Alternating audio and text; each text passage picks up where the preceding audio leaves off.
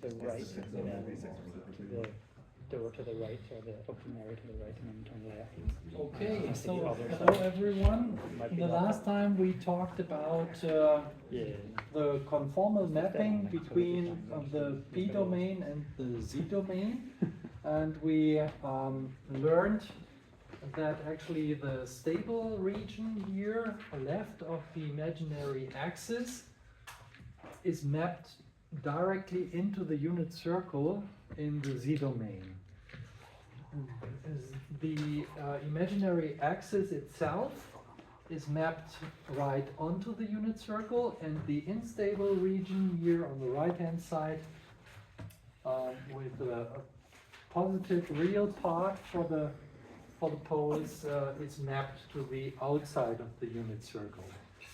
So that means if we have the same task using a controller as before for the continuous case, now we have the goal to place all of the poles into the unit circle. So as soon as one of the poles is outside the unit circle, the whole system is going to be unstable. So that is now the goal if we do the analysis in the Z domain. And we've already seen that we have a nice tool available in MATLAB, which is called the Control System Designer. And we can use this tool in order to design the structure of a controller, and also find the right set of parameters for the controller in order to get all the poles in the closed loop automatic control feedback loop into the unit circle. So let's have a look again at the Control System Designer in MATLAB.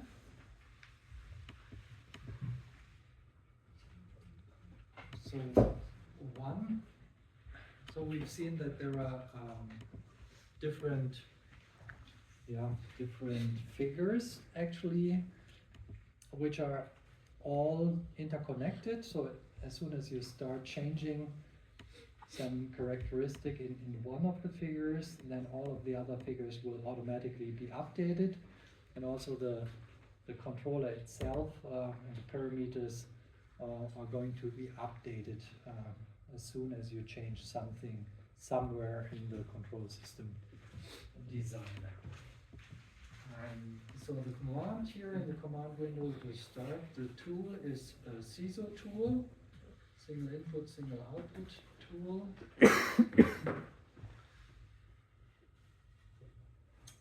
And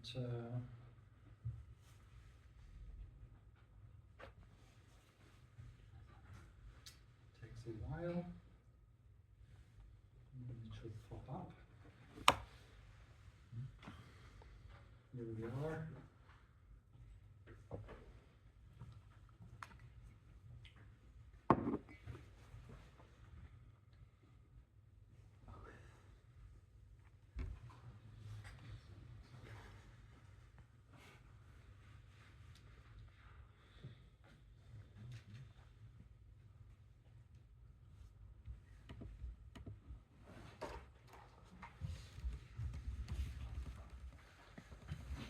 So if we click on Edit Architecture, we see how the closed loop system is set up actually. So there's also the option to change to different architectures actually, but we are going to pick only the very first one, where we have the process plant with the transfer function G, the controller with the controller transfer function C, then the sensor to measure the output of the system, so the signal that we would like to have influence on. So the sensor itself has also a transfer function which is called H, and then we have another transfer function F, which we can use in order to take dynamics out of the reference signal. So the signals are the reference here, so the our desired input here, R. Then we calculate the difference between what we want and what we measured. The error E, the error is the input to the controller, and the controller is generating an output UC, which can be disturbed by the U here, so that and as a sum, U is having the impact here at the input of the process plant, and the output is Y. We measure Y with our sensor having the transfer function H, and there is also an additional noise input, and which can be helpful to simulate some measurement noise that is usually there when you measure something. So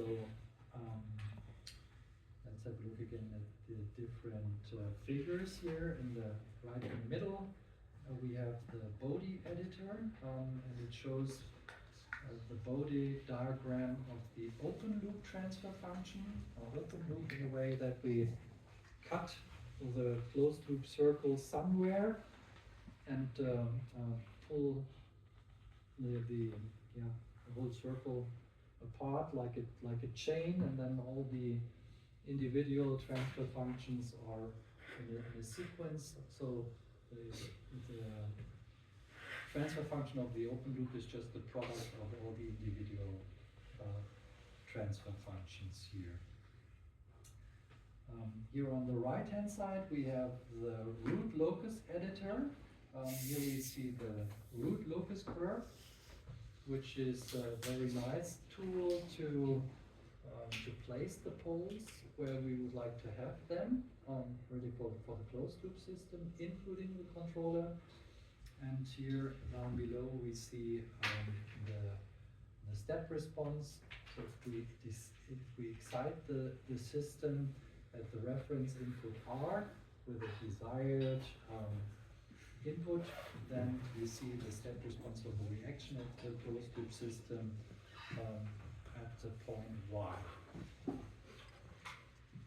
Here on the left hand side we can change all the individual transfer functions, and we also see the result, the impact on the controller transfer function if we change something here somewhere in one of the other figures. So let's talk again about the root locus curve. Who can repeat what the root locus curve actually is? So what does it mean? What is the root locus curve? What are the roots here of the system?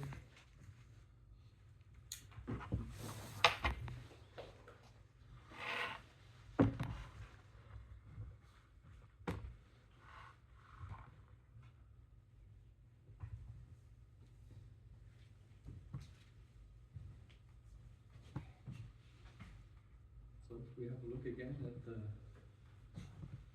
closed loop system,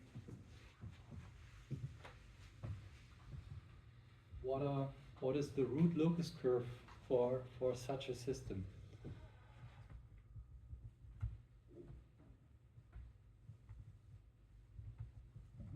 So the individual roots are like the poles of the system, and the root locus curve is like the poles in the dependence of the controller parameters. Exactly, yeah. So we think of the full system. So if we draw a box around the whole system with the input R and the output Y, then with the root locus curve we analyze actually the poles and zeros of the total closed loop system. And depending on the controller parameters, the pole will move around in the complex area. And we learned that we need to place all of the poles into the unit circle for discrete systems in the end. And the way we can do that is by changing the controller parameters.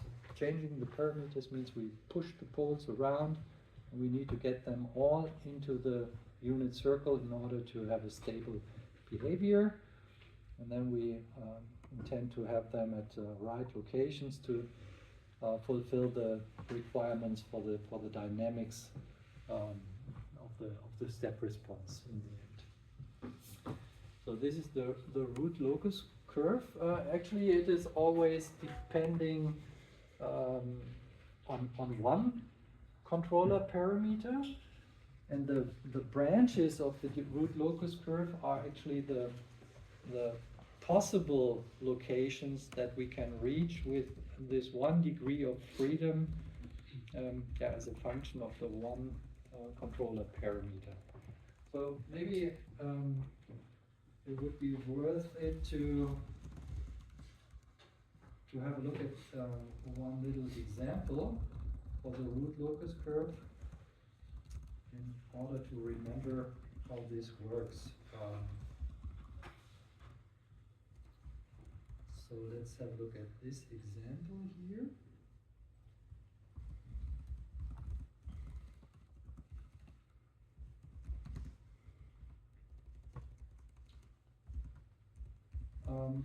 So let's assume that we have a process plant with a transfer function g of s or g of p, s is equal to p here in the Laplace operator, equal to 1 over s squared plus s minus 1. So this is supposed to be our system. Let me quickly change my tablet here. I always have to close MATLAB again in order to be able to do that, unfortunately.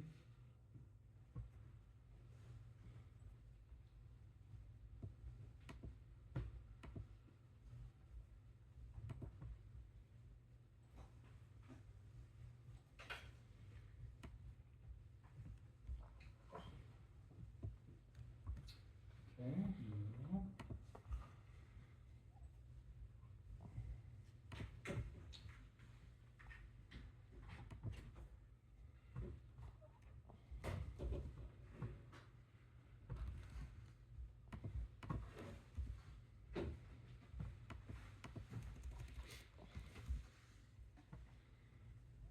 So,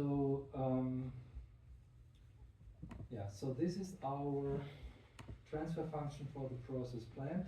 Now, as a continuous system, so this is our situation. The input, I don't know, let's call it U, and the output can be V. The transfer function is 1 over s squared plus s minus 1. So if we have a look here at the complex domain, S domain, with the real and the imaginary axis, and we can draw the zeros and poles. We have no zero here, as we just have a 1 in the numerator, and we have 2 poles actually, and we can calculate the location of the 2 poles by writing down the characteristic polynomial. So we have s squared plus s minus 1 equal to 0, and with the related formula we find that s1 and 2 are equal to minus 1/2 plus minus the square root of 1/2 squared minus 1. And this is minus 1/2 plus minus, and here we have 1/4 plus 1. It's the square root of 5/4. So the 1 pole is at, what is it?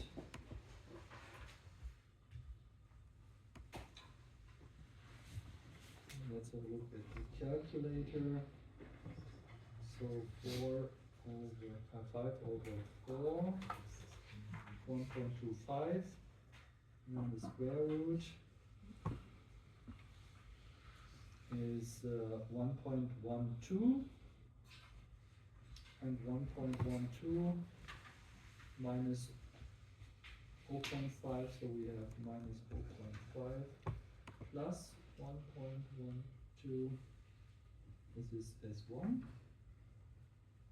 and this is equal to 0.62, and the other one is at minus 0.5 minus 1.12, which is minus 1.62. Yeah. So we have one pole here on the right hand side, say here, and we have another one maybe here. This is S2 and this is S1. Yeah, S1. So what can we say about the stability of the system?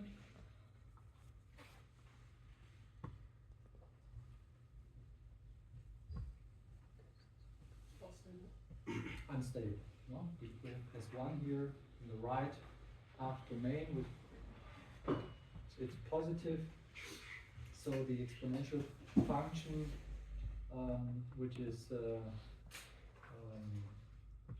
providing the eigenbehavior is rising. So the system is unstable. That's what we see already by having a look at the poles.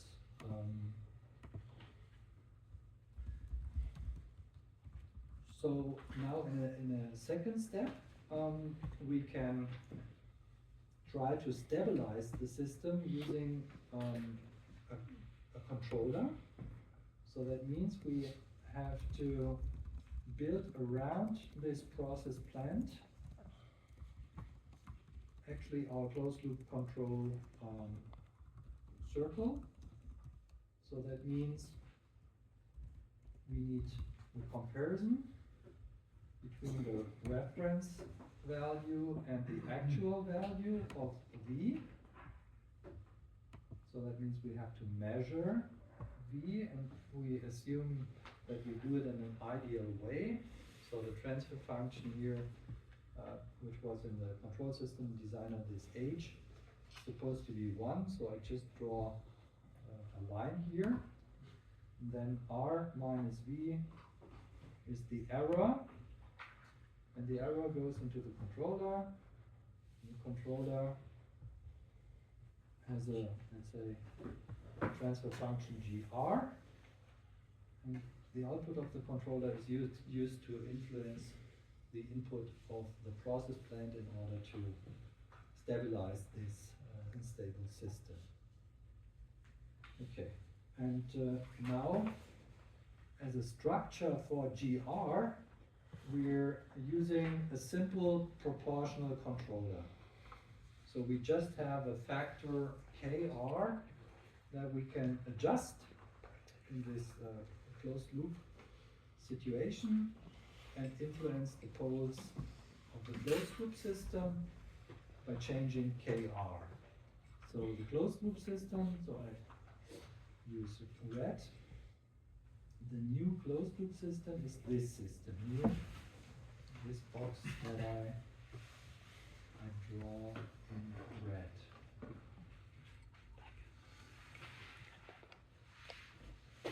So this closed loop system has the input R and the output V. Reference input and V as the output. So then we might ask the question, for which KR is the closed loop system stable? And we can analyze this situation using the Hurwitz criteria. In order to do that, we need the characteristic equation for the closed loop system, which is 1 plus GR times GS, so Let's put another S here for the process plant. GR times GS is equal to 0. That's the characteristic equation. Where does it come from? Maybe quickly as a reminder, we can calculate the closed loop transfer function. Let's call it T of S. And this is GS times GR over 1 plus GS times GR. Now we can put in the functions that we know. GS is 1 over S squared plus S minus 1. GR is KR. And then the same for the denominator. 1 plus 1 over S squared plus S minus 1 times KR. And we can write that down. Or we can leave it like that. That's already what we need to have. So this part here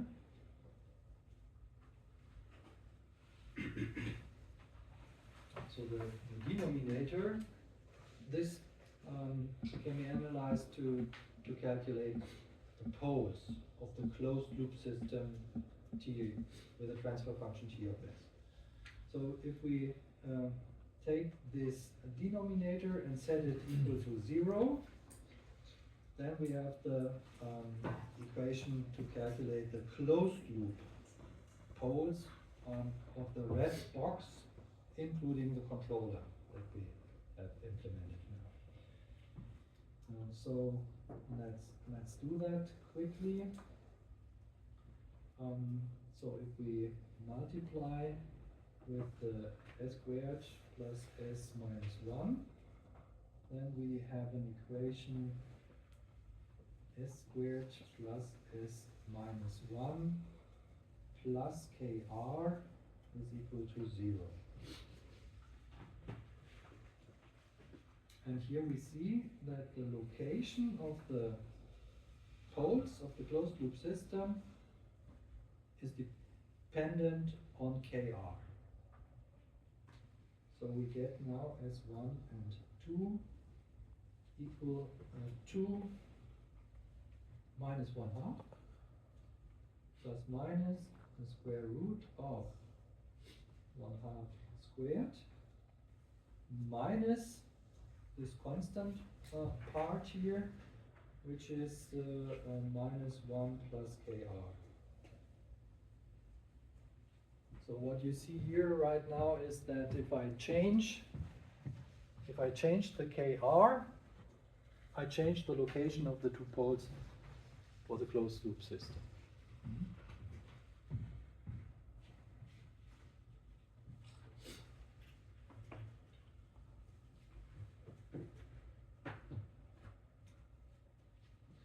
Okay, so if I analyze now the Hurwitz criteria, then I'm going to find that every coefficient here in this polynomial has to be positive. That means minus 1 plus KR also has to be greater than 0. And therefore we find out that KR has to be greater than 1. So this is required in order to stabilize the system. This is the Hurwitz criteria.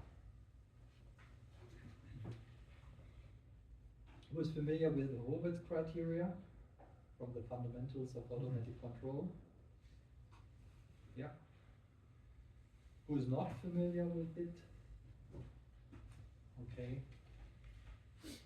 Yeah, so then I would like to ask you to I don't know, use a book or whatever to read how it works. Because we don't have enough time to repeat everything from the fundamentals. So it's called Hurwitz, so Hurwitz, and you will find lots of information about it. Please check how it works. Okay, but this criteria can be plausibilized here in this equation. So what happens if we have k equal to 1, then this part here is going to be 0, correct? And then I have here 1/4, and I bring the square root of 1/4 is 1/2, and then this pole on the right hand side is pushed in the left half domain. It's at that point where kr is equal to 1. Minus 1/2 plus 1/2 means it is right in the origin, so at the stability border. So, and if I increase k a little bit more, it is shifted into the negative half domain. Okay, so increasing kr pushes the poles into the stable region.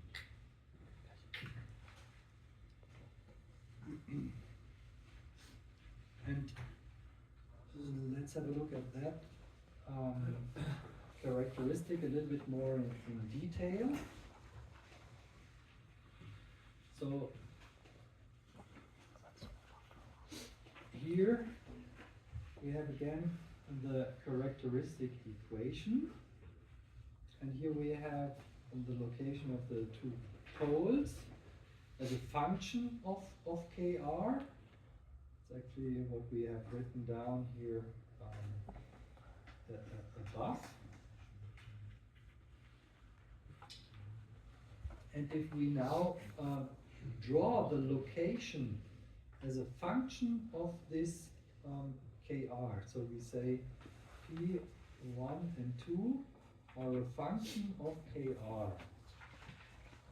If we draw this figure, then we see what is called the root locus curve. In German it is Wurzel-Ortskurve, WOK, and in English it is the root locus curve. So we are in the complex domain, S domain or P domain. We have the real axis and the imaginary axis. And now we can start varying kr. So that, let's say we start with kr equal to 0. So if kr is equal to 0, then we get the two poles at minus 1/2 plus minus square root of 5 over 2. And this is actually the situation that we had for the process plant itself in the beginning. So that's what we calculated here already. So this was our S1 and S2. That means that the root locus curve, it starts at the poles of the open loop transfer function. So let's say here is 0.5, and we have 1 here. Here we have minus 0.5 and minus 1. And we have here J,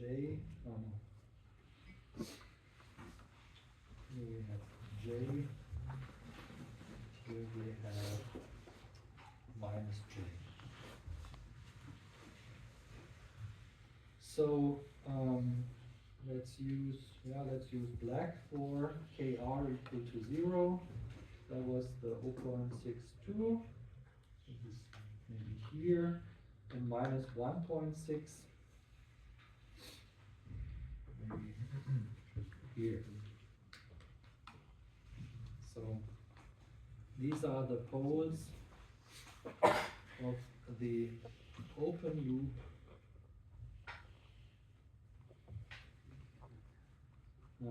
transfer function.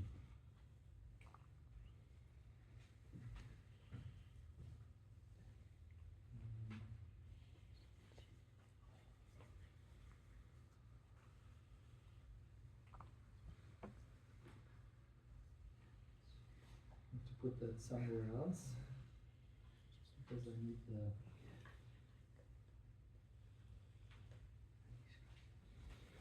space. Here. Okay. And now we can construct the root locus curve by just varying Kr. So we can vary Kr from 0 to infinity now, and then we always get the location of the poles. And if we interconnect these individual locations, then we get the full root locus curve. So let's calculate some additional points here in the complex domain. So for example, if we say Kr is equal to 5, 4, why 5, 4? Because then we have a 0 below the square root here. For this situation, both of the poles will be at the same location at minus 1/2. So we can use, for example, green, or Kr equal to 5, 4, and both will end up being here at this point. That's Kr equal to 5, 4. So 1.25. And black can write down here that was Kr equal to 0. Then as a next Kr, we can use Kr equal to 1. This is what we already found to be the stability border. If we have Kr equal to 1, then we get the two poles at minus 1/2 plus minus 1/2. That means minus 1/2 plus 1/2 is 0, that's the 1. And the other one is minus 1/2 minus 1/2 at minus 1. And we will get this pair. So this is for Kr equal to 1. Then another one, maybe in blue, Kr equal to 21/4. It's also a nice number because the 4 is cancelled out and we have 5 minus 21 is minus 16. And the square root of minus 16 is j times 4. 4 over 2 is 2. So we have minus 1/2 plus minus j times 2.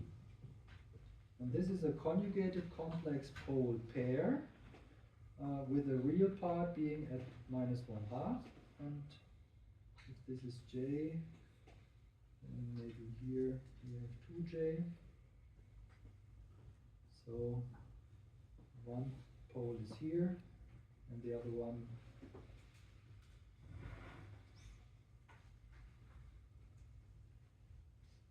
this is minus 2j, the other one would be here. And now you see already what's going on. So if we change Kr, we shift the poles first on the real axis, and then at Kr equals to 5/4, we will get a conjugated complex pole pair with a real part -1/1/2. So the root locus curve is this orange cross actually. This is what we get if we vary KR. So once again, for KR equal to 0, we get the two black poles. And if we now increase KR, we push those poles along the orange branch here together. Here we are at KR equal to 1. Then we have the two red poles. If we continue increasing KR to 1.25, and both are here at the same location at -1/2. And if we continue increasing KR over 1.25, then they will go this way into the imaginary part, and here they are for 21/4. And if we increase KR furthermore, then they will continue going that way up to infinity.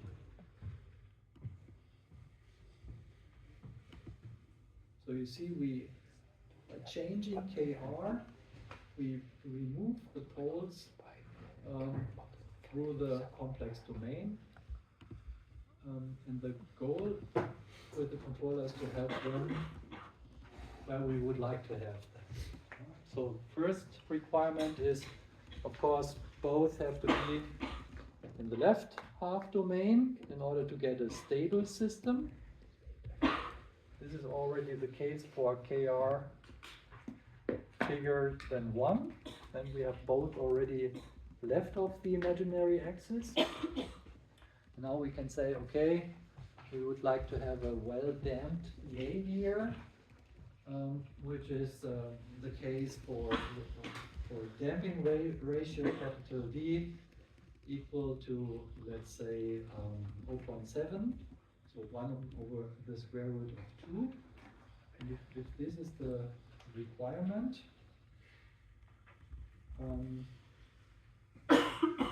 here, so this is a nice damping ratio, 1 over 2/2, then it means that the angle is 45 degrees of the pole phasor. And if the angle is 45 degrees, then real part and imaginary part in this rectangular triangle are the same. And finally we get that 5/4 minus KR have to be equal to -1/4, because the square root of -1/4 is J times 1/2, and then we have real part equal to imaginary part. So we get a KR equal to 6/4, which is 3/2, which is 1.5. So if we adjust KR to be 1.5, then we have an optimal damping. Optimal damping means that we have the minimum possible settling time for this system.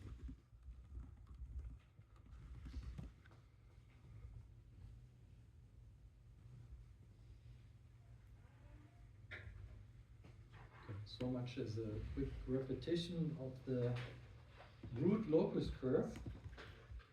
So the root locus curve is actually this orange cross in this case for this specific system. So it's the possible location that you can achieve for the closed loop system poles by changing one controller parameter, which is in our case our KR. Any questions about that?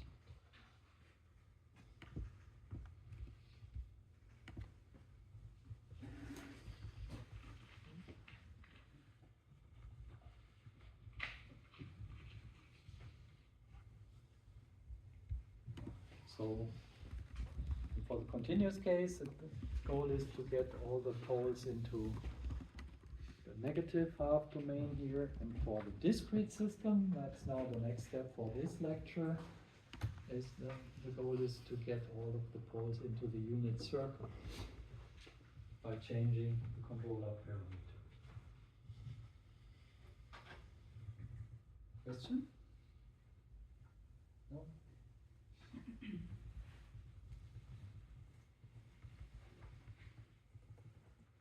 Good.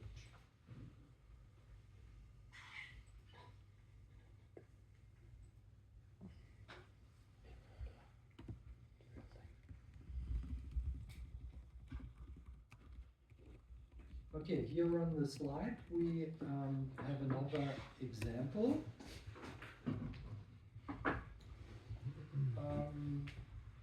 We have again our IT1 system. Here you see the pole in the origin, which is the integrator. Then the additional pole at -1, which is causing the delay. So it's an integrating behavior. That's the system that we already analyzed, and we use the zero order Hopf block to calculate the Z transform.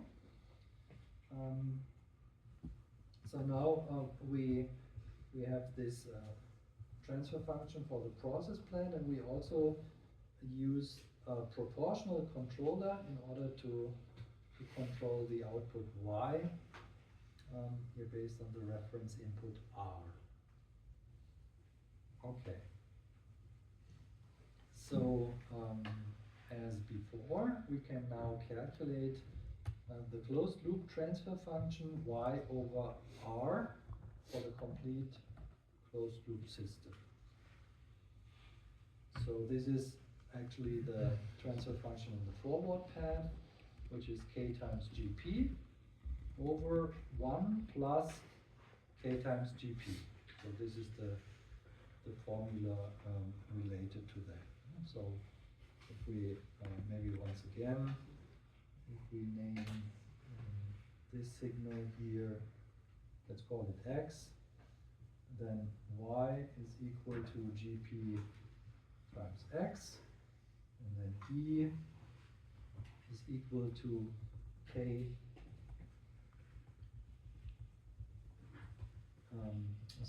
X is equal to K times E.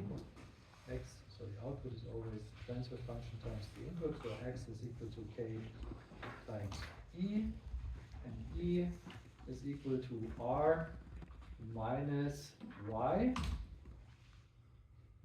And, this leads to this formula, which is written down here below.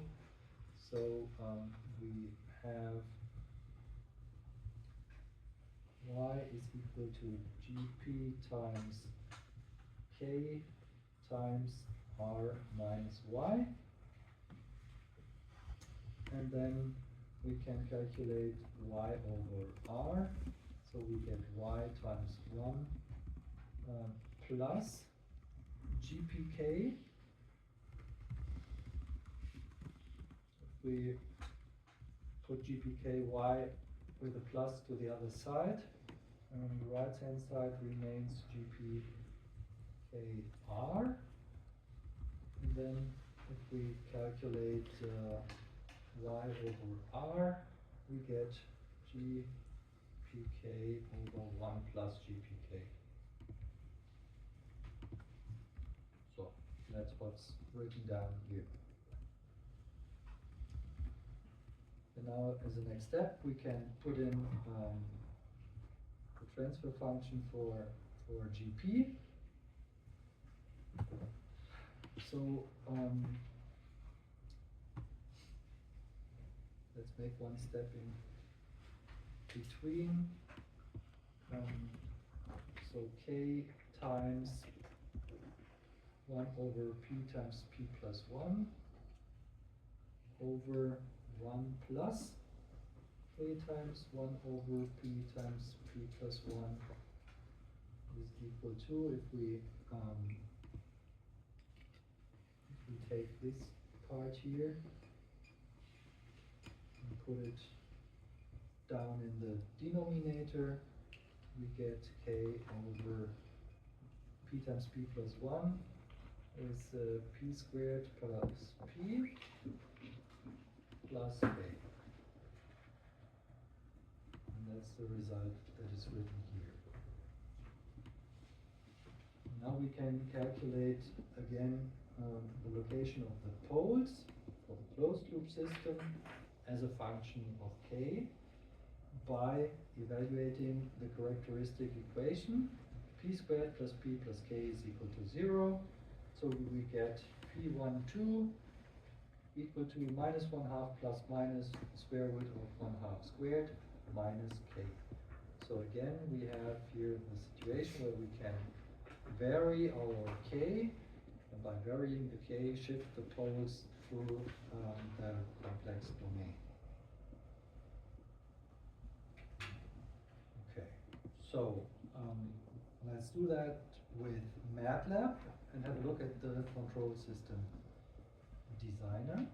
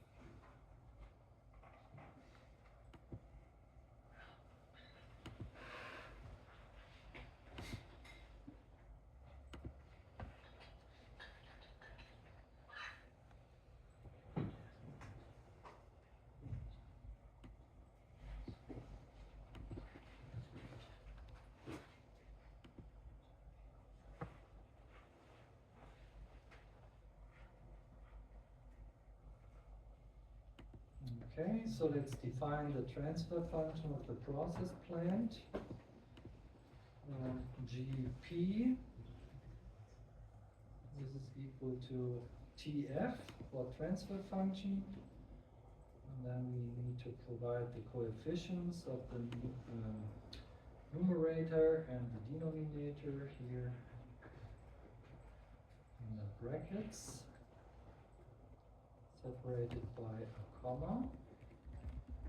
And if we use 1 over p times p plus 1, we have just the 1 as a coefficient in the numerator. And in the denominator, we have p times p plus 1, which is p squared plus p. So we have 1 times p squared plus 1 times p plus 0 times. We must not forget the 0 here for the constant coefficient. Okay, and then enter. So here we have now the transfer function of the process plant. And this is what we're going to import now for our control system designer. We have to click Edit Architecture here. And then we have to provide this transfer function for G, which is our process plant here. So we go to the row here for G, identifier G, click the green arrow, and then we have direct access to the workspace, and in the workspace the only transfer function that is defined now is GP. So we click on GP and say import and OK, and then the whole characteristic and all the figures are updated for this system. Well, we have now GP as the process plant. All the other transfer functions are just 1 by default. And the cross here in the right top corner, this is our root locus curve that we have just drawn manually. So here you see the two little blue crosses. These are the poles of the open loop transfer function. So the poles of the process plant alone. And here the branches of the root locus curve start. And the purple dots here, these are the locations of the closed loop poles with the default controller parameter. If I make a double click on the controller here, then compensator editor pops up, and here you see by default C is equal to 1.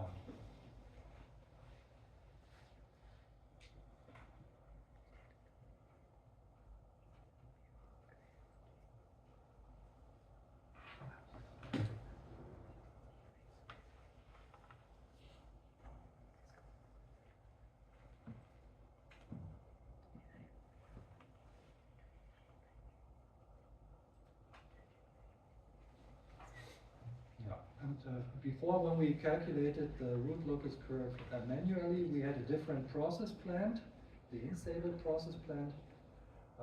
Now we have this one here. So it's a little bit different, the situation. So with the C equal to 1, we have already conjugated complex pole pair in the left half domain. That means the system is stable, but as it is a conjugated complex pole pair, we have a damped oscillation where the amplitude of this oscillation is decreasing exponentially. Okay. And now if I grab one of the poles, then I can push it really with the little hand here to the desired location. So for example, I can say I would like to have an aperiodic behavior, which means that I have to place both of the poles on the real axis. Maybe like this. And then you see the step response of the closed loop system has no overshoot anymore. But maybe I say, okay, this is a little bit too slow, I need more dynamics. Then at the moment, the dynamics are determined by the dominant pole, which is the one closer to the imaginary axis, because this pole is responsible for this slow eigenbehavior. So the other eigenbehavior is quickly over, and then only the slow one dominates the full system behavior. So if I get this one far away from the imaginary axis as far as possible, then I can accelerate the behavior, the closed system behavior a little bit more, and we achieve a little bit faster the desired reference value here. Yeah. If I go back to the conjugated complex pole pair, then a small overshoot will again occur. Yeah, and we've learned that the imaginary part of the pole is actually the frequency of the damped oscillation. So if I go to a high imaginary part, then the frequency will rise.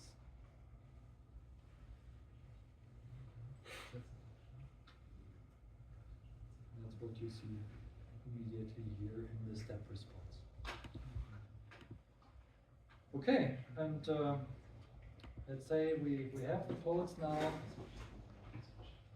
where we would like to have them and we are satisfied with the step response, then we just have to have a look at the controller and read the related value. So now we know for how to achieve these dynamics here, we need a value of 0.192. So that's the result now of the design of this controller.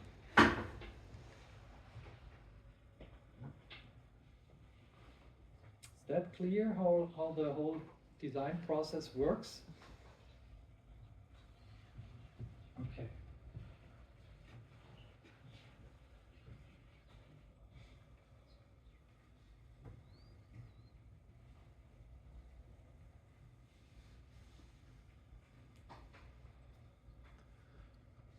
Good. Here on the next slide we see again the root locus curve that we have generated with the control system designer, including the purple dots. And now the next step is to change now from the continuous system to a discrete system. Because that's what we are actually interested in now in this lecture.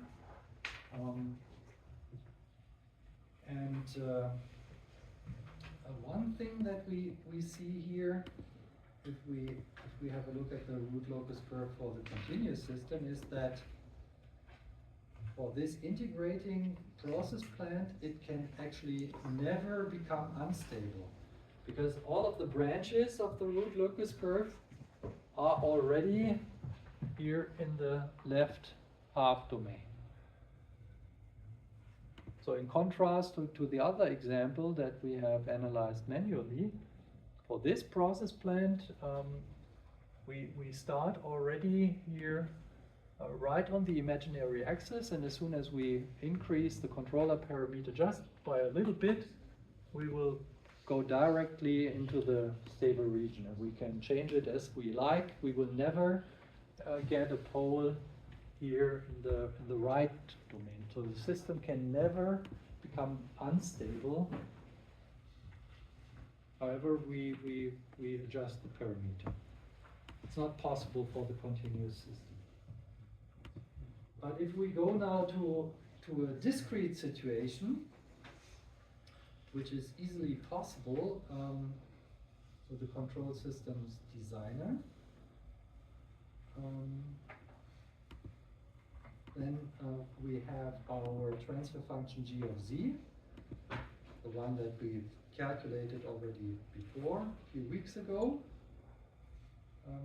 If we do that, then the process plant times the transfer function of the zero order hold block will be, so GO times GP is equal to G. This is the one that we have calculated. And then for the closed loop system, in the discrete case, we get T equal to Y over R, which is, in this case, as we just have again, a proportional controller is G over 1 plus G. And the characteristic polynomial again, 1 plus G is equal to 0, will be, or can be used to calculate now the location of the poles in the Z domain. So same procedure as before. The only difference is now that we have discrete sampling period of 1 second. I think 1 second was the sampling period that we defined for this system. So we get the characteristic polynomial here as a function of z, including the controller parameter k.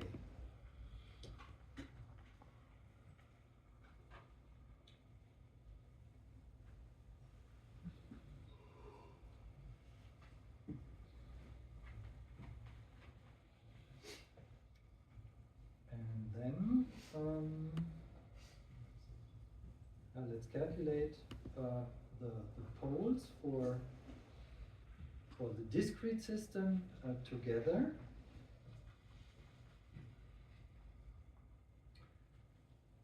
So, as before, we can use the formula to calculate Z1 and 2. And it's always 1/2 of the factor in front of the linear term here in terms of Z.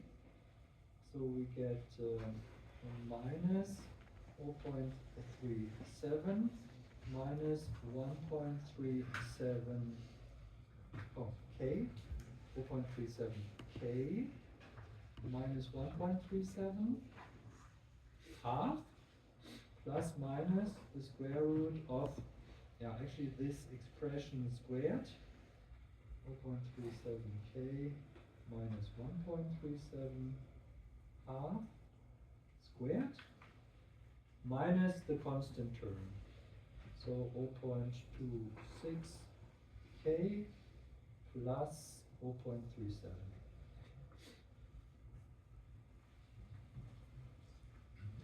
And here again we have the location of the two poles now in the Z domain as the function of the controller parameter K. Same thing. So we can put in some K's. So for example, K is equal to 1. Then we have here a conjugated complex pole pair at 0.5 plus minus J times 0.6182. And now the question is the system stable or unstable for this K? And what do we have to do in order to find out? For the discrete system, we have to check. Unit circle. Sorry? Unit circle. Yeah, if both of the poles are within the unit circle, and what is the condition? When are the poles in the unit circle? So what can we write down mathematically in order to check if they are inside?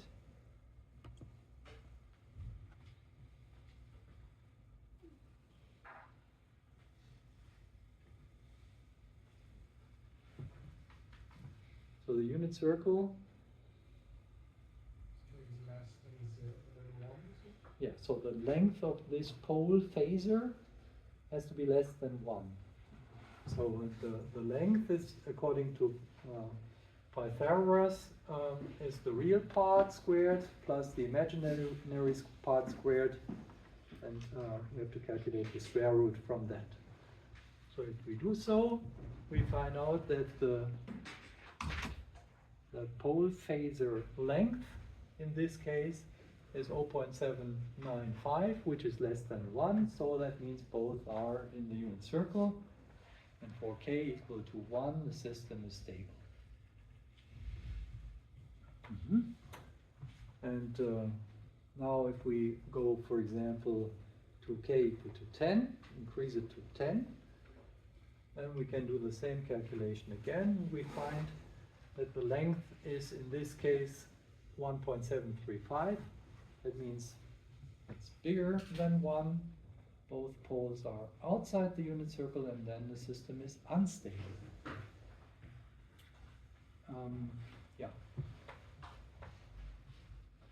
And we can also calculate the stability border.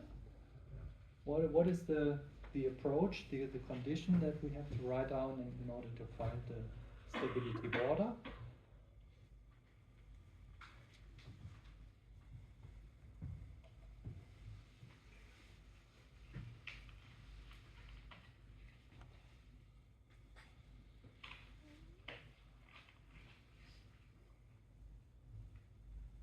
System is at the stability border when the length is equal to 1. So we can use here our equation for the location of the two poles and say this has to be equal to 1. Not this, but the length of this phasor has to be equal to 1. So let's try that quickly.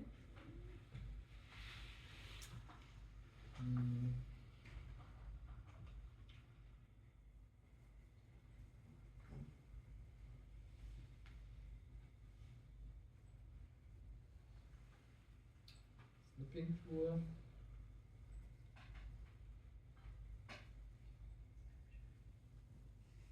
Let's pick that. Say copy. And go to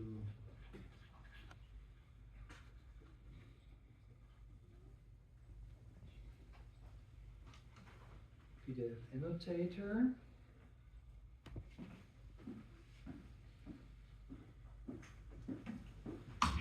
So if we are interested in the stability border,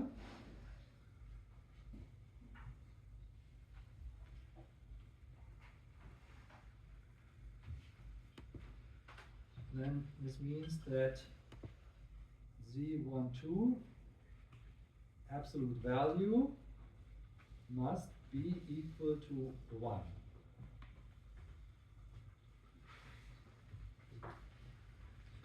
And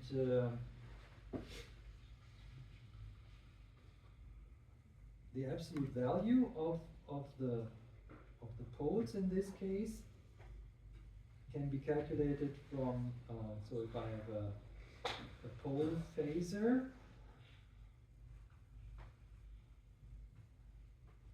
and I can draw the rectangular triangle for this pole phasor, let's say Z1, and this is the real part of Z1,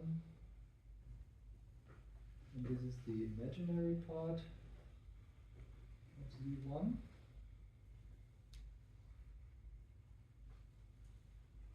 So I can write down Z12 as minus 0.37k minus 1.37 half plus minus. And if I want to pull out the j, I can do that by swapping these two. So if I extract a minus here under the square root, then I can draw the square root out of the minus 1, which is j. Under the square root, what remains is then 0.26k plus 0.37, and then minus 0.37k minus 1.37 over 2 squared.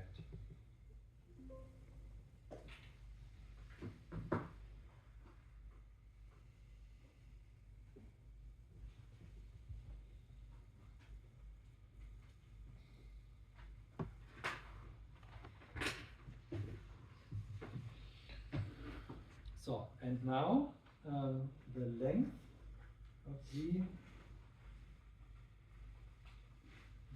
and 2.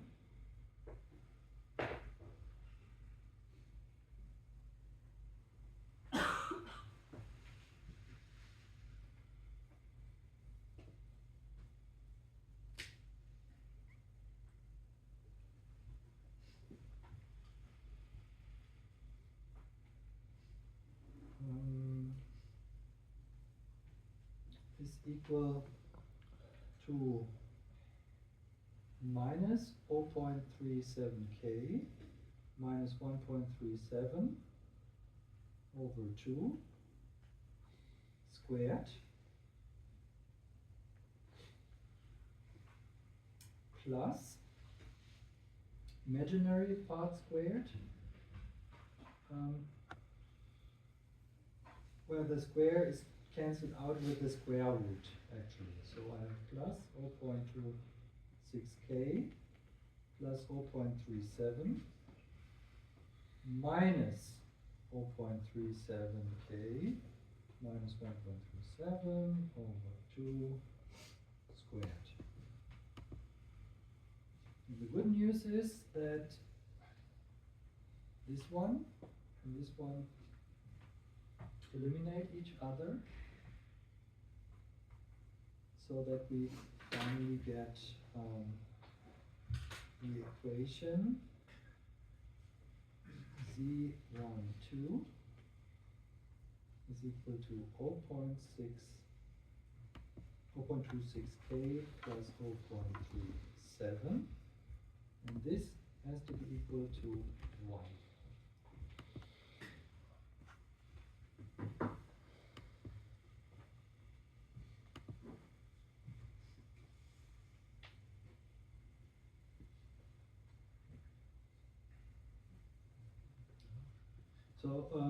So you noticed probably that I left away the square root here already. So actually I have to draw the square root of that whole thing. But because it is 1 on the other side, actually I can square both sides again, and then I have 0.26k plus 0.37 is equal to 1. And then we get k is equal to 0.63 over 0.26, which is then, what was it?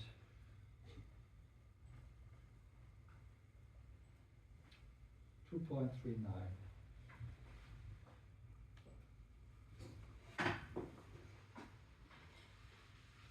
So this is the k, the maximum possible k that I can use, and then I'm with a closed loop system at the stability border.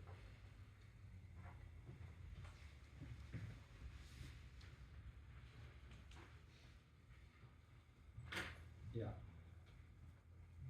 Any questions related to this calculation?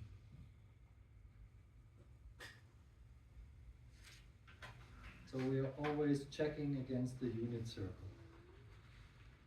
So with the first two values, k equal to 1 and k equal to 10, we check are the poles within or outside the unit circle, and if we are looking for the stability border, we set the length of the pole phasor equal to 1 and calculate the related k.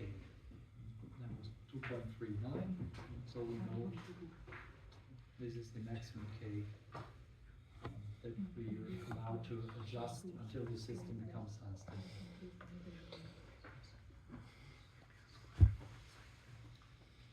Any questions?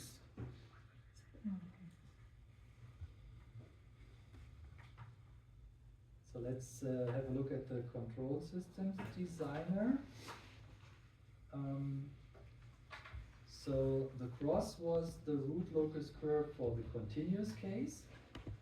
But if we now go to edit architecture, not that one, so here, edit architecture, then we find that there is the possibility to do a sample time conversion. So if I click sample time conversion, a little context menu opens up, and here it is possible to set the sample time, which is, so in our example, we use 1 second, and the transfer function is a function of z, was calculated using this sample time, 1 second, so let's use that here as well. For our conversion method, it's for all the transfer functions the zero order hold method. Then we click OK.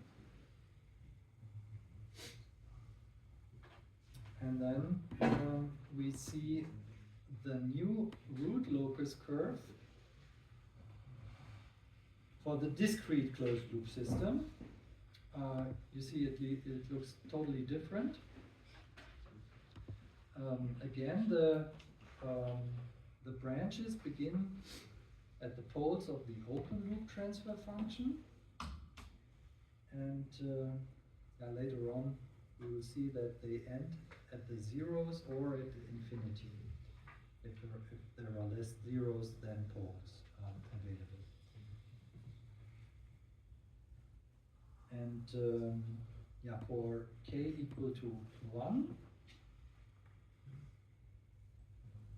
Let's put in a 1.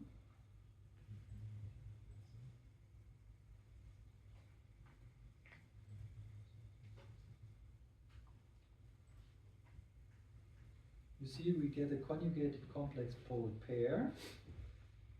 There, the 2 purple dots. But the 2 poles are within the unit circle, which is the black dashed or dotted line here. That's the unit circle.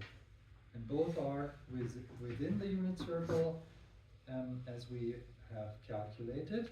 So we have a stable situation. It is a conjugated complex pole pair while we have a damped oscillation, but now with the sample time 1 second. And if we increase the controller parameter to 10,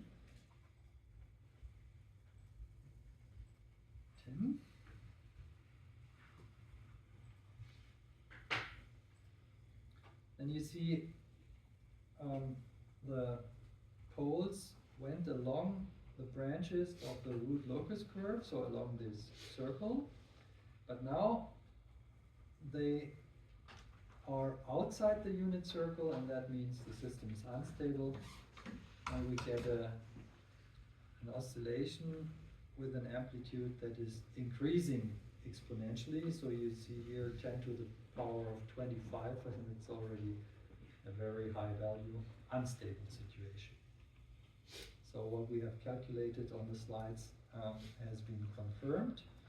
And if we pick the poles and push them here right to the stability border,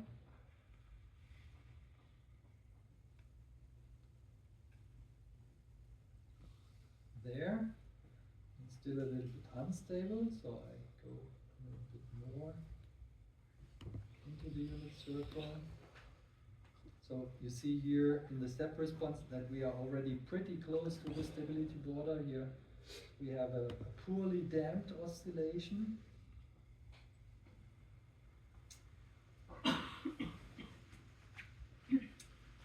Which takes a very long time, 150 seconds. And the value of the controller is somewhere close to this 2.39.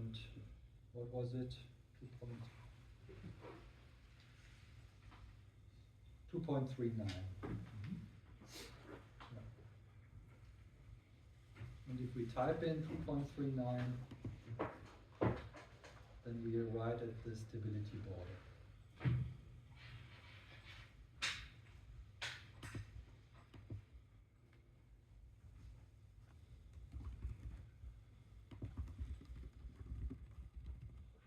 Now this is already almost a permanent oscillation. You see here 10 to the power of 4. This is a very, very long time that the output takes to decrease the amplitude. Okay. Any questions about that so far? I mean, the big surprise is even though the same system in the continuous case could never become unstable because all the branches of the root locus curve were completely in the left half domain. This is not the case anymore for the discrete system. So the discrete system, second order sample system, can be unstable with increasing gain, where a second order continuous system is stable for all values. And the reason is actually the introduced dead time due to the sampling process. So keep that in mind as soon as we work with a digital computer system. You introduce this dead time, and then you cause some negative effects to the dynamics. In this case, the system can even become unstable.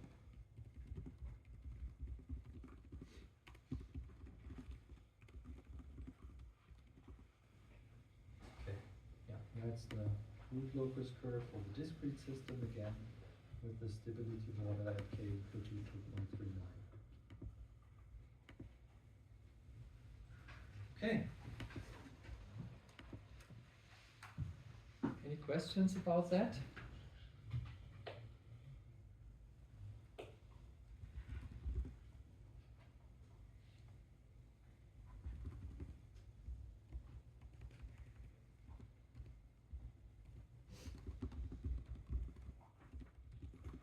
No questions? Okay, then that's it for today. Thank you very much and have a good afternoon.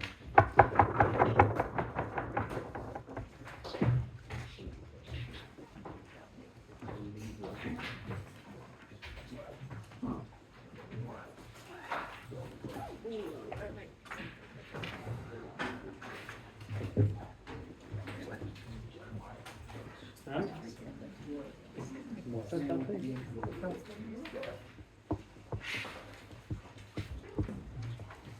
Is it?